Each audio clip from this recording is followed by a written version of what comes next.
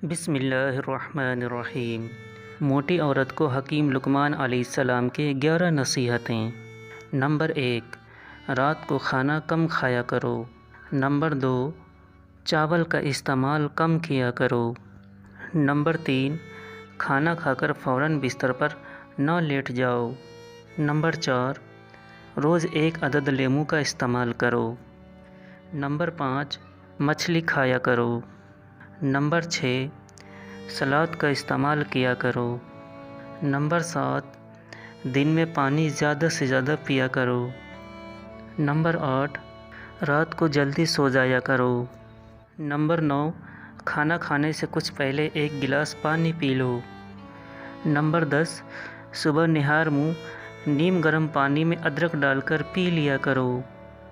Video पसंद आया हो तो लाइक और शेयर ज़रूर करें। इसी तरह की वीडियो को देखने के लिए इस चैनल को सब्सक्राइब कर लें।